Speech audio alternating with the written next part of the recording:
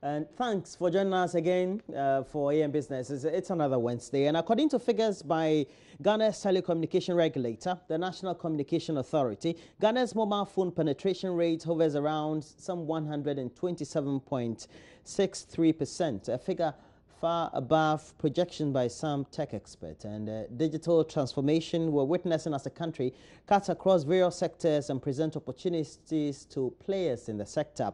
The challenge, however, lies in how to seize the opportunity and similarly respond with new innovative services. Today on AM Business, we will be looking at some new trends to expect in the new digital age and how we think it will also shape up businesses and how businesses can also take advantage of the opportunities it will present. And we have in the studio a personality to help us do discussions on the industry in Ghana and how we also hope to shape up as businesses to take advantage of the new digital age to improve the provision of goods and services to targeted markets. And somebody who is very much instrumental in the media industry as well as entrepreneurship and marketing is Mr. Gadjekpo. And Bright Gadjekpo is the CEO of PhD Media. Thanks for joining me. Thank you. Somebody I've known for well over one decade, right? Yes, Okay. sure. Yeah. The name is Lajekpo. Lajekpo. Yeah. I said Gadjekpo. Right. Okay, sorry.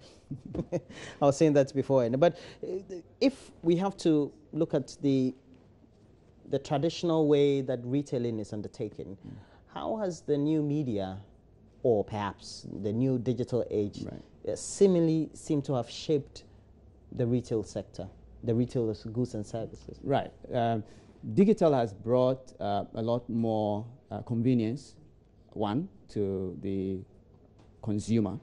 It has also brought a lot more information at the disposal of the consumer before they even arrive in the shop.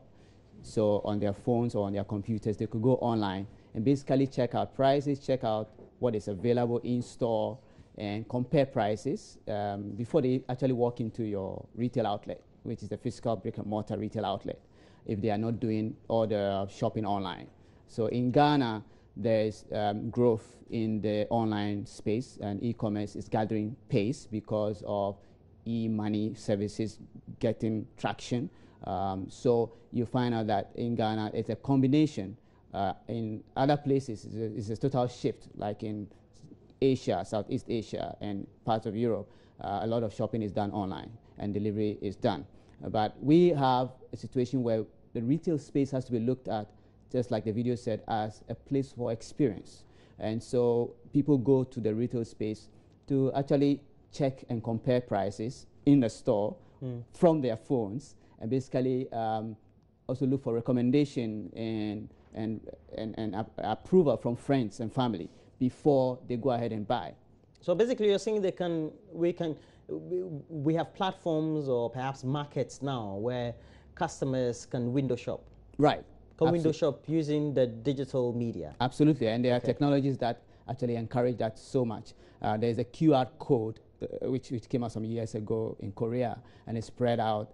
It's not so big in Ghana, I must say, but the window shopping happens just by Googling, just by clicking a link on Facebook and checking out a place before you actually walk into the shop to buy. So you saw what happened on Black Friday last year, and most of the retail e-commerce based or online retail outlets put out a lot of promotional information trying to draw traffic online or into the physical retail outlets that they have.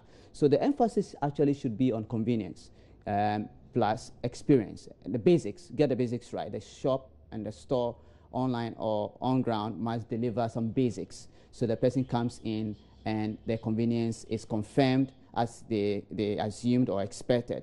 And so if you are able to deliver that convenience and you add a good experience to it, they will recommend you to others, and the cycle starts all over again for you. What is the trend in our country?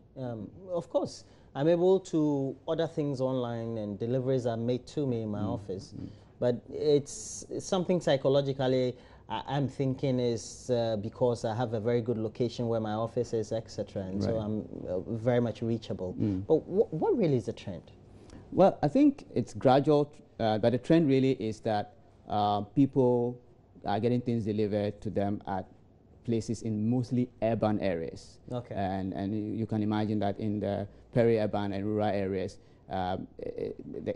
first, the digital penetration is not as high, the internet pricing is not as great or good for the consumer to be able to do a lot of digital. And so let's say that, I mean, in the urban areas, you get delivered to and you pay, or you use mobile money to pay, or you use cards to pay. And so it's a growing phenomenon. And I think that once we get in players coming up and growing, then it means that there is traction and there is now growth in that area. And we should look at that as one of the things that will impact businesses across board, from the financial services sector to the FMCGs. And one of the key trends that has been put out globally by Deloitte and WARC, W-A-R-C, for 2017 is that big manufacturers or brands needs to look for how to reach consumers directly.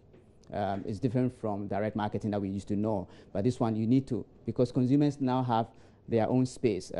How to get to them is more difficult because they are using what we call dark social apps like WhatsApp, where it's end-to-end encryption. Everything is closed to the advertiser. So you need to have experiential marketing, and then you need to find ways of building a more intimate relationship with the consumer on a one-on-one level. There are other trends in technology like artificial intelligence that is making that possible, where we can now more accurately target consumers based on their habits and behavior online. Data is collected, and these AIs or softwares that are written by computer scientists to actually crunch the data is able to determine who would want what at what time. And there's also trends like micro marketing, moment marketing, where at the moment the person is thinking about what they want to do and they say it online, that data is collected, and then you are served an ad that you just click on, and that takes you to a place that you can shop, or that can give you information on what you want to go and shop on ground. So basically, there is opportunity for marketers to go direct to the consumer one-on-one rather than en masse. Well, it sounds very interesting, but sure. If that is the current trend, then how is that impacting on normal, let's say, conservative ways of doing business, in which the normal shop or perhaps a retail mall has the normal floor plan, and each morning they have to come and change the position of, you know, what usually the non-marketing theorists will say is the best way to undertake it? Yeah, in as much as it's delivering consumer experience or experiential marketing, that will continue. If it is not, you need to redesign display space to be able to now attract and retain people. People are actually going to neuroscience to actually, in terms of music in the shop, perfumes in the shop, to actually just hold people in the shop, to actually spend more time in the shop to be able to think of buying something, or make a decision to buy something, or consider buying something, maybe going out and ordering it online. So it's yes, a lot more science or marketing science is coming into the equation, because now consumers are more difficult to hunt down. They are not in one place; they're scattered all over the place, and there are opportunities in advertising that we used to have that we don't have any longer. So people are blocking adverts online. There's ad blocking, and so you need to find so many other ways of reaching consumers, whether on ground or online. And if we look at a market in which the segment of the market is, if you segment it, are a bit different and perhaps tilted towards the more traditional way of the demographics for a particular market, how fast can we grow with the influence of the new digital age? And how can that also impact on the traditional market structure that we already have? Personally, I believe more of aggregating clusters rather than segmenting. Because if you segment, you've got your frame which you have assumed, but people behave differently. You don't have to ask why they behave. You have to just observe what they do. And based on what they do, you actually cluster them and aggregate those clusters, if you like, into your segments. So, and the digital space or the new technologies allow us to do that. So there are so many various clusters of people that would emerge when you actually analyze their data. and then you can actually serve them the appropriate information, the way they like it, the colors they would prefer, what they will warm up to, and then with all those clusters aggregated together, you get your segments now forming. So it's turned around a bit. It's been around for a while in terms of thinking in marketing circles. My own experiences and my own mentor in marketing, Prof. Don Shoes of Northwestern University, had put it out nearly 2 decades ago. But then technology is making it now real, that you cannot just sit down and make your own segments and let people fall in those segments. Right. You've got to take people for what they are and aggregate those clusters. Well, what Professor Donshu and all those theories we have, as well as those gurus in marketing predicted some 2 decades ago, are coming to pass, you say. Absolutely. But the traditional marketing lecturers and experts, Drucker and all those people, it's still thought that perhaps segmenting and trying to do the new incorporation of the new digital age was a way to go. Are they at variance with what Professor Donshu, for example, was proposing at the time? I think basically sometimes we all have a way of looking at things, and the best thing is to see how your way of looking at things delivers results on a day. Okay, so it's at the end of the day, it's results. Take something like building brands and growing brands. Some people believe that you should focus on your loyal customers and do micro-targeting at those loyal customers. Others believe, based on research, empirical evidence they have, that you should actually focus on penetration or reach of new or light users of your product, not the loyal ones, because research has shown clearly that your growth is faster with new or light users of your product or category rather than the loyal users of that category over time. And so there's also a problem we have now of short-termism versus long-termism. So marketers are struggling and they are caught in the middle, whether they should think long-term or they should think short-term. Okay, so I don't think Drucker, as a management guru or thinker, would be far off. But it's about how marketers today or marketers yesterday looked at things, because it delivered a certain result at a time. But is it delivering the same result today? Okay, a good case in point recently is the elections in America, where Jared Kushner, the son-in-law of Trump, actually just stepped in. He's no marketing expert, he's no media expert.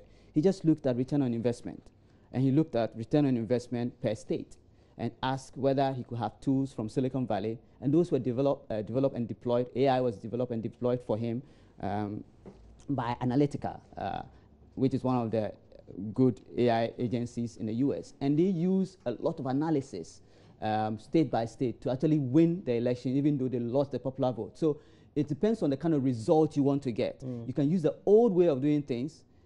If it doesn't deliver, you've got to kill it and move on quickly.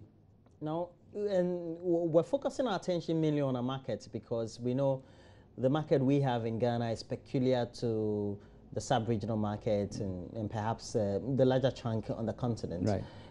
If we have to then do the clusters and not do the traditional way of segmenting or trying to do the normal picking and targeting of the demographics, how then do we are in a better way of perhaps delivering the services or the goods to the needs of the consumer, knowing that we have clustered everybody in the market. Those who have access to digital media or the digital tools in the age, and those who don't have and are very much oriented to the traditional way. So as I said, the clusters are formed based on what people do. Yes. Okay. And what people do, how they behave, depends on the resources at their disposal, whether they have digital resources or not so endowed with digital resources. So by the time you identify the clusters, in fact, you are actually collecting data, analyzing the data, and as you analyze the data, the clusters form themselves. So you don't go with a presumption or premonition that you think that these people behave like this. There are people who are, forgive me to say, Kantamanto, who you think are not wearing suit and tie like you and I, and who do not do certain things. But you'll be surprised that they probably do more of those things, and they have more money than you and I. So basically, you allow the data to speak. You draw insights from the data, and that's one of the things that the digital age provides. There's so much data available, and there's so much computational power that the AIs that we are building, the algorithms that are being built, can help bring the insights out. And once the insights come out, you actually form the clusters. Not that you are forming the clusters. So with the thorough segmentation, that you, based on your historical knowledge and research, form a certain segment. But the consumer may be behaving differently today. And today we do things in real time. Yes. Because of digital enablements that we have. We don't do things on 6 months ago research, or research that you'll be doing 6 months down the road after the campaign is done. And it's good that you brought in the normal average retailer who perhaps doesn't form part of an average base for the new digital age. And you're saying it's traditional, but at the same time makes room for access. Yeah. Because many of us still buy things from Kantamanto. We just give a text message to somebody, and the person calls and ubitimaba, or you know, that kind of thing, and there's a motorbike around, and they come to do the delivery. It's a more subtle way of what we're looking at. Yeah. How can we have those businesses who provide the goods and services using the new digital age, or the media that we have, or the tools, tend to get a lot more of the share of the traditional market? Okay, so it's about convenience and common sense. Let's take mobile money, for example. Yes. If you use mobile money to buy from the market at Okanshi or at Kantamanto, and it means that you're not going to have to hustle with a taxi driver or a motorbike to get to Kantamanto and pay even money.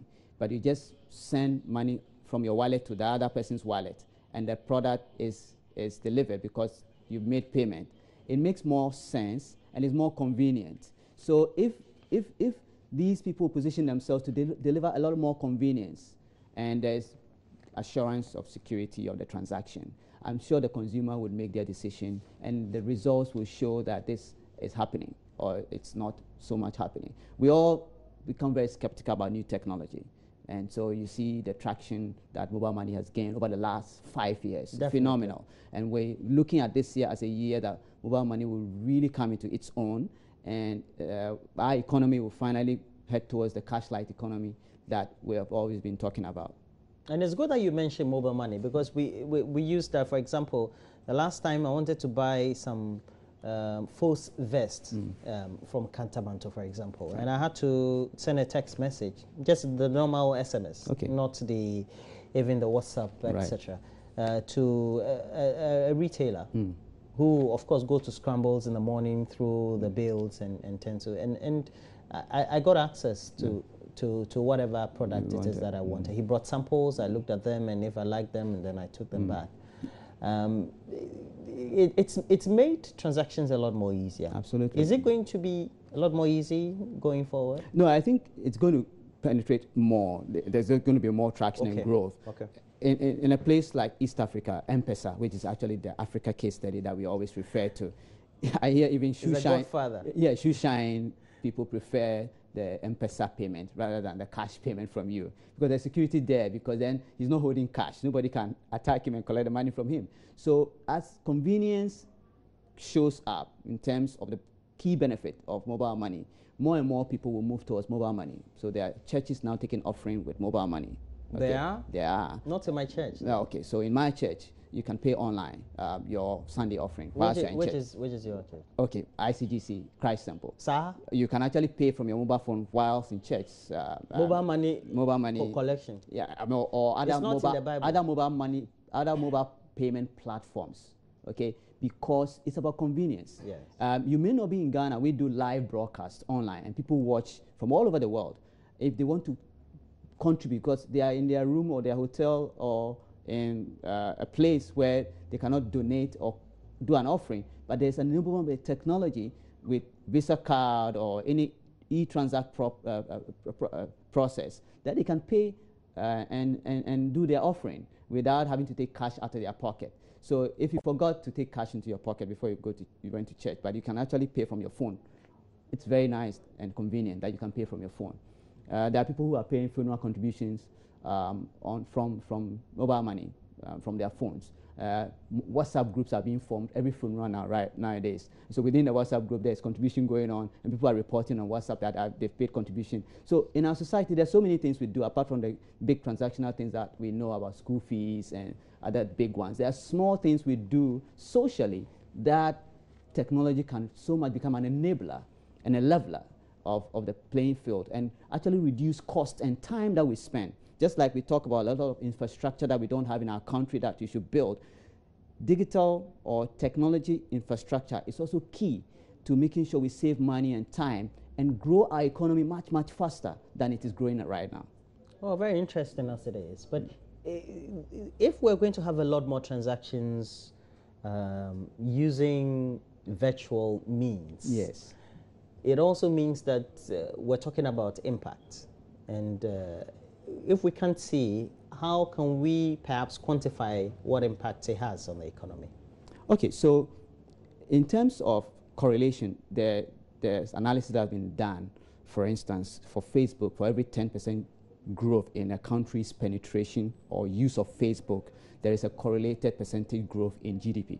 Okay, for digital, for every available bandwidth that becomes more available to the telcos because of digital migration, for example, there's now bandwidth that they didn't used to have, that they will now have, that will provide the likes of 4G services and other bandwidth services or technologically savvy kind of products that would then make it easy for people to do video conferencing, for example, and do other interactions without having to take transportation or having to go across distances that would delay and cost money. So basically, you can actually correlate and measure the impact of technology and the impact of tools that we are now deploying on GDP growth or the productivity of the people in a particular country. So even though it's virtual, you cannot see it, or you can see it remotely, it comes down to the reality of growth in the economy, which you can see and touch.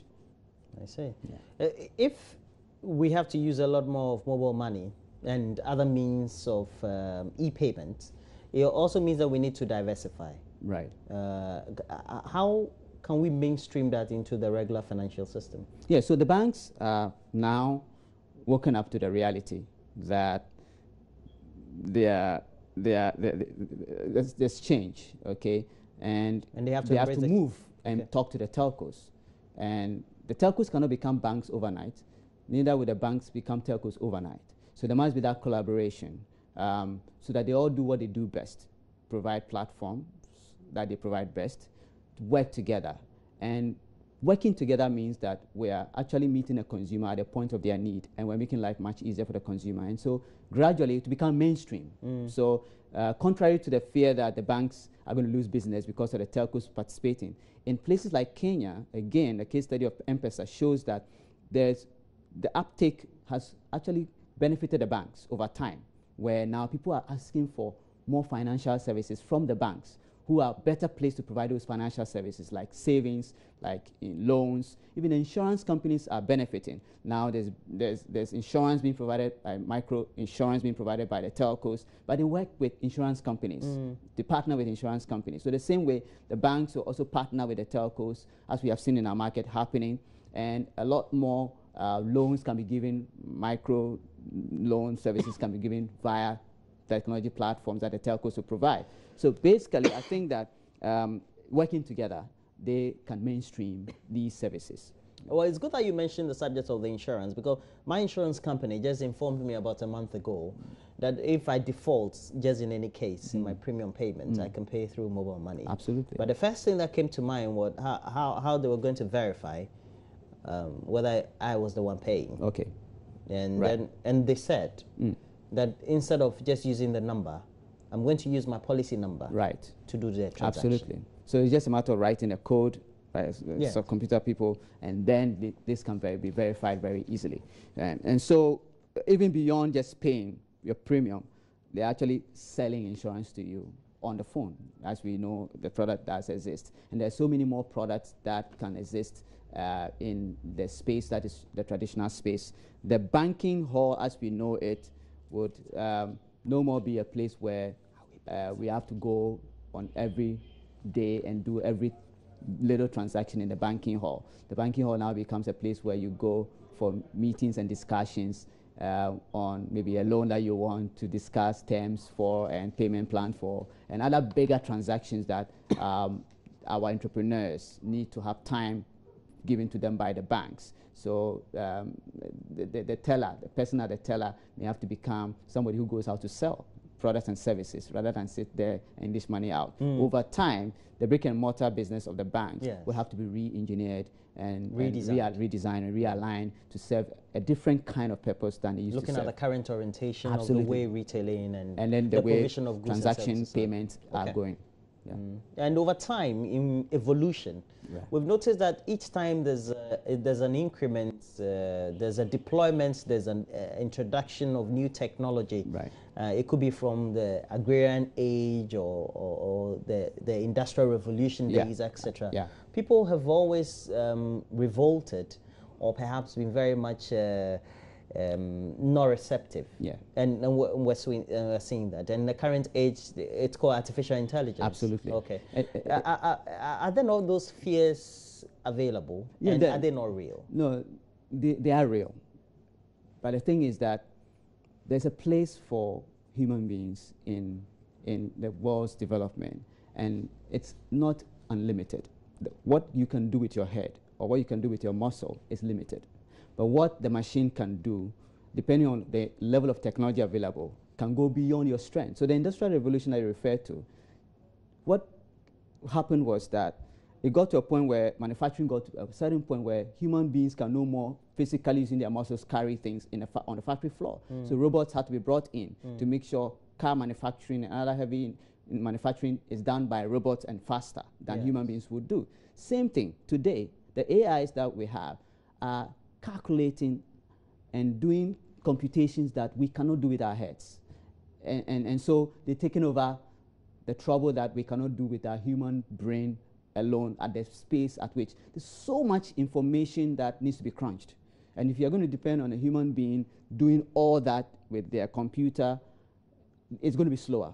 And so we're deploying the AIs to help that and solve that. So it's the same kind of thing that is happening. The fear is there and it's real. But look at what happened when we're moving from typewriter to computer, the PC. People retrained. Secretaries that were scared of losing their jobs, if they were working in a good place, they got training sponsored by their companies, and then they evolved to people who are now using processing machines rather than just something that types onto a white paper, and then they survived. Some probably fell out. The same thing is happening right now. So some car or coach drivers will lose their jobs because now we're having cars, self-drive cars and self-drive coaches are delivering goods. And some factory floors have robots in the warehouse, and the robots don't crash into each other. They actually, of course, there can be glitches, but they're actually working perfectly, and they work better. It is said that self-driving driver cars would actually make our roads safer, because most of the accidents on our roads are human error-related accidents. So in the future, we'll have to now relax in the car for the computers to drive the cars. I know. And we'll be safer. I hope it happens in my age or in my generation. Yeah, it's always happening faster than we thought. Currently in Pittsburgh, in the US, self-drive cars have been deployed on a pilot basis already. And Uber and partnered with Volvo to deploy that. And InBev has also delivered some truck of beer to a destination from the factory with a haulage truck that is self-driven. So it's happening faster as the computational power of our computers grow and double every 18 months, as the Moore's law says. It's going to happen faster than you think. And as we draw our conversations to a close, and Sheila just gave me a bunch of questions I need to look at. She's my producer for the segment. And wanted me to know whether the threats that we think are real could also be something that we could turn into great opportunities. Absolutely, absolutely. So whenever there's a threat, like people losing their jobs, people can actually realign and retrain and move into other areas. And it creates new opportunities for us, human beings, to reposition ourselves to perhaps what we do or what we're actually designed to do that machines cannot do. So there will be opportunities in areas where human beings function best in terms of collaborating with each other, in terms of interpersonal relationship management, in terms of things that computers would not satisfy another human being are doing. Emotional intelligence for your staff at the office will become more important because they have to now work with other human beings, and they now need to know how to relate better to other people, because computers will take over the mundane, repetitive work from us. So there's new opportunity to even get more reward. In my industry, for example, we are now having to market to AIs, not human beings, because the AIs that are virtual personal assistants, as we call them, will now do shopping for people or advise people on what to buy. So you got to deploy advertising not to human beings anymore. You are deploying advertising now to an AI. Okay, but then that elevates your role. You know, as human beings, you can do sentiment analysis, even though now the AIs can also do sentiment analysis. So you need to lift your game and go up the ladder as a human being. And that creates new opportunities for us, and also creates a lot of opportunities in terms of time for leisure and pleasure. And so we work less, hard, quote unquote, and more smart. And so we live longer, you know, and so it's projected that human beings will be living much longer than we used to live in the past. Not only because of medical advancements like genetic therapy and so on, but also because of the kind of stress levels that we used to have, and the fiscal stress that is supposed to reduce when we have more convenience deployed by technology. So there are opportunities, there are benefits. Of course, the demerits are also real, and we need to work ahead of time. Sometimes we are hesitant, whether marketers or HR people, but you've got to try, learn, and scale. So you test, you learn, and you scale. You don't wait till it's too late for you to adapt. And all sectors work on the structures there are. And if you look at the economies we have on the continent, even in the sub-region, and you look at ours, what do you think we're not doing enough, or do you think we're lagging behind? If we are, how fast do we need to go to make sure we catch up? Yeah, so human resource development and doing the right kind of training at our universities, the kind of curricula we have to be looked at. So everyone who is in management position or an employer in Ghana typically, or in Africa, would tell you how it's a nightmare to get the right kind of people to work in a global business environment. Now, the world is globalized, and you have to act local but think global, and you have to compete with people globally, whether they are Ghanaians or non-Ghanaians. Once they have a certain skill set, you're competing with them. And so we need to train people.